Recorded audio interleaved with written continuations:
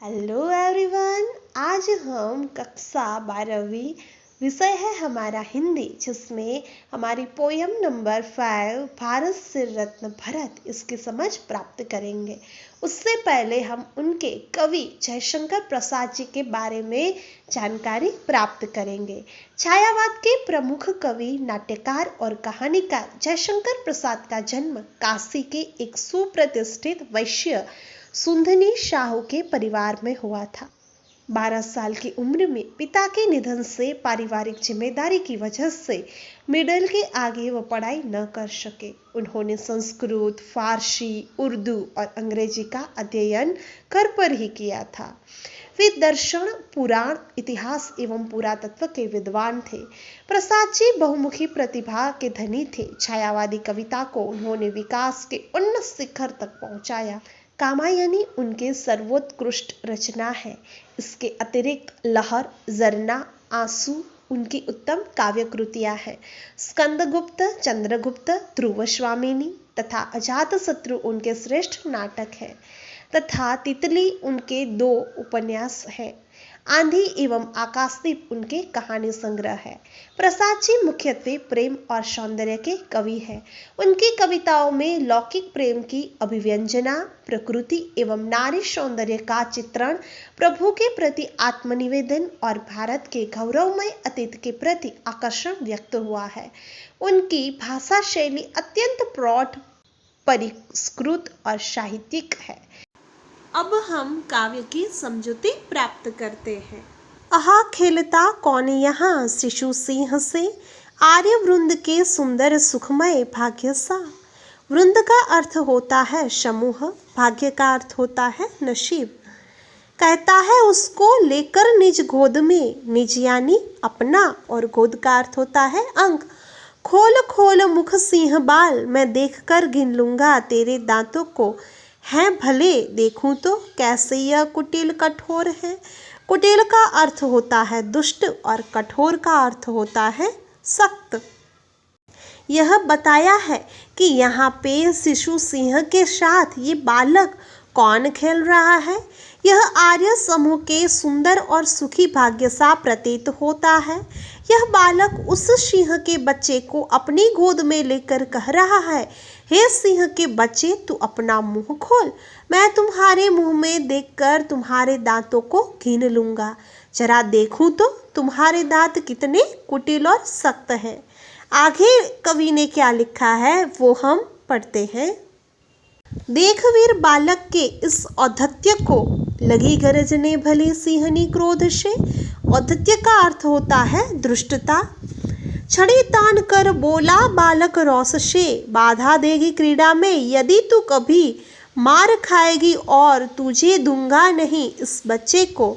चली जा अरे भाग जा। बाधा यानी रुकावट और क्रीड़ा का अर्थ होता है खेल। तो प्रस्तुत पंक्तियों का अर्थ होता है, इस बालक की धृष्टता को देखकर गुस्से से भरी हुई सिंहनी दहाड़ने लगी। यह देखकर बालक भरत ने गुस्से से कहा, यदि तू मेरे इस खेल में खलेल डालेगी तो तू कभी मार खाएगी। फिर मैं तुम्हारे इस बच्चे को तुम्हें नहीं दूंगा। बालक ने उसे डांटते हुए कहा कि जा, भाग जा यहाँ से। अब हम आगे देखते हैं। कहो भला भारतवासी हो जानते, यही भरत वह बालक है जिस नाम से भारत की संज्ञा पड़ी इसी वीर भूमि की। कवि लोगों से पूछते हैं कि भारतवासियों बताओ, यह निर्भीक बहादुर बालक कौन है। कवि स्वयं जवाब देते हैं, तुम सब जानते हो, यह बालक वही भरत है जिसके नाम पर इस उत्तम देश का भारत नाम पड़ा है। कश्यप के गुरुकुल में शिक्षित हो रहा, आश्रम में पलकर, कानन में घूमकर, निज माता की गोद में मोद भरता रहा, जो पति से थी बिछुड़ गई दुर्दैववश। यहाँ पे गुरुकुल शब्द का अर्थ होता है प्राचीन पद्धति पर स्थापित विद्यापीठ।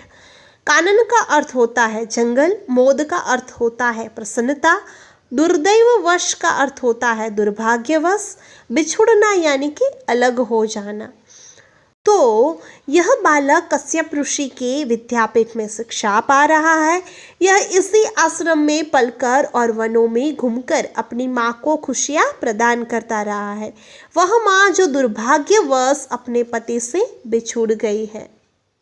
जंगल के शिशु सिंह सभी सहचर रहा घूमता हो निर्भीक प्रवीर यह, जिसने अपनी बलशाली भुजदंड से भारत का साम्राज्य प्रथम स्थापित किया, वही वीर यह बालक है दुष्यंत का, भारत का सिर रत्न भरत शुभ नाम है।